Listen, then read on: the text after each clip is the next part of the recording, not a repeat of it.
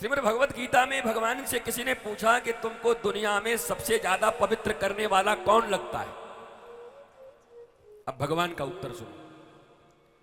भगवान कहते हैं ज्ञान के समान पवित्र करने वाला इस धराधाम और ब्रह्मांड पर कोई और चीज नहीं है। ध्यान दो, बहुत ध्यान से सुनो।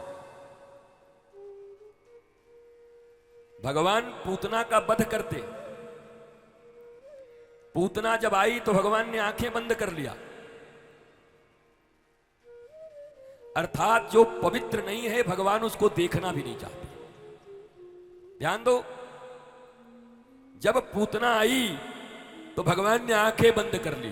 अब बहुत से ऋषियों ने बहुत सी बातें कही, इसलिए आंख बंद कर लिया, इसलिए आंख बंद कर लिया। सब ठीक है, भाव सब ठीक है, टीकाएं सब ठीक है, बट एक ही बात पक्की है, जो पवित्र नहीं है भगवान उसको देखना भी नहीं चाहते। तो पवित्र किसको कहते?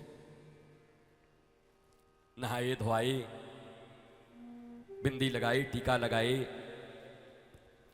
ओम नम नम नम नम नम नम करे, शिव जी पे जल चढ़ा दे, इसी को पवित्र कहते। यही पवित्रता है सिर्फ। पवित्र किसे कहते?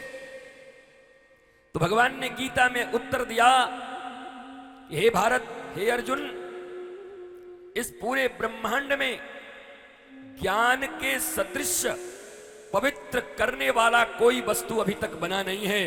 अर्थात ज्ञान जिसके पास आ गया वो परम पवित्र हो गया, और उस परम पवित्र को भगवान अपने गोद में बिठा लेते हैं, अपने आंखों में बिठा लेते हैं। अब बताओ, भगवान के अनुसार, गीता के अनुसार और भागवत के अनुसार ही बता रहा हूं। कोई मनमऊ जी तुमको कुछ भी बता के चला जाए, पर शास्त्रों के अनुसार ही बताना पड़ेगा। शास्त्र विधि न विसर्जिते, शास्त्र विधि को विसर्जित नहीं किया जा सकता। क्यों? शास्त्र में जो लिखा है वही मानना पड़ेगा। भगवान भी वही मानते हैं। भगवान भी शास्त्र के विरुद्ध नहीं चलते। तो शास्त्र तो कह रहा है पवित्र की तरफ भगवान आंख भी नहीं खोलते, अपवित्र की तरफ। आज हमारो तो, हे लक्ष्मी नारायण, हमारा माइक कब ठीक करोगे? कब हमारे लिए एक बढ़िया माइक लाओगे जिसको बहते हुए पेंट की तरह मुझे बार बार ठीक नहीं करना होगा?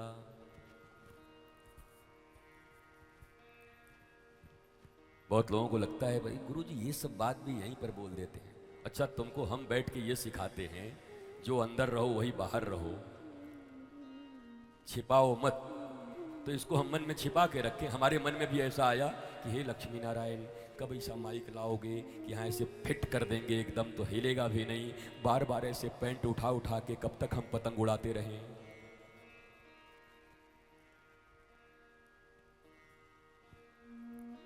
सात दिन की मलाइयों में चूना डालकर निकाल करके भगवान को पान खिलाने की विधि है।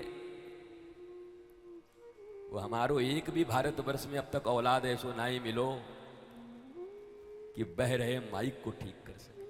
तो लक्ष्मी जी को सदा विष्णु के साथ बुलाओ। हे लक्ष्मी मां, आप आओ आओ आओ, पर धीरे से कान में कह देना, आना तो नारायण को लेके आना। क्यों? मैं अकेले नहीं आ सकती। नहीं नहीं, आप तो मां हैं, आपका स्वागत तो है, पर अपना क्या है कि नारायण को लेके आइएगा। नहीं आऊंगी, मत आइएगा। है साहस? बाप बाप बोल जाओगे इतने में। लक्ष्मी कह दे नहीं आऊंगी, मत आइएगा। क्यों? क्योंकि तुम्हारी निष्ठा, तुम्हारा भजन अगर नारायण के प्रति है तो लक्ष्मी सारी दुनिया में चंचला हैं, कहीं टिकती नहीं। टिकती हैं तो केवल जब नारायण के चरणों को लेकर के दबाती हैं तो चुपचाप टिकी रहती हैं वहां पर। नारायण आएंगे तो लक्ष्मी को आना पड़ेगा। जाएंगी का? तुम लोग चक्कर में पड़े हो नारायण को हटा दूं और लक्ष्मी बुला लो। साधारण मजदूर की पत्नी को बुला लो, ए तू मेरे घर आ जा। मजदूर भी होगा तो कूट देगा, तेरी हिम्मत कैसे हुई रे मेरी पत्नी को बुलाने की? और तुम दुनिया के मालिक के पत्नी को रोज बुलाना चाहते हो। आ जाओ लक्ष्मी माता, आ जाओ आ जाओ आ जाओ। तो नारायण अब तक कूट काट नहीं दिए, कम बात है तुमको। हनुमान जी को भेज करके मरवा के गदा से कमर तोड़वा देते अब तक। इसलिए लक्ष्मी को एकांत में मत बुलाओ, लक्ष्मी नारायण, राधा कृष्ण, सीता राम, गौरी शंकर साथ में। और ये माता लोग भी कितनी तेज हैं। अब बताओ, तुमको कोई अकेले बुलाए तो तुमको अच्छा लगता है? तुम्हारे पति के रहते लगेगा? तो तुम काहे बुलाती हो लक्ष्मी को?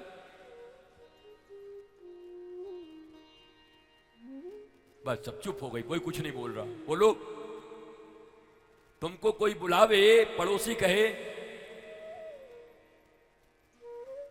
तुरंत पति को कहो कि देखो जी ये तो पागल हो गया है। और तुम रोज कहते हैं लक्ष्मी माँ हमारे घर कब आओगी? नारायण कहां गए? ठाकुर कहां गए? अब फाइनल बात,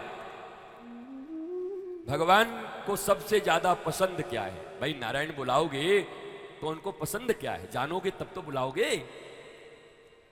जिसको जो पसंद हो उसको देने से वो आ जाता है। तो पूतना वध में तुमको यह दिखाई पड़ेगा कि भगवान ने पूतना का वध क्यों किया और पूतना का अर्थ क्या होता है। पूतना का अर्थ होता है जो पवित्र नहीं है। पूत माने पवित्र और ना माने ना। पवित्र नहीं है जो, उसको कहते हैं पूतना।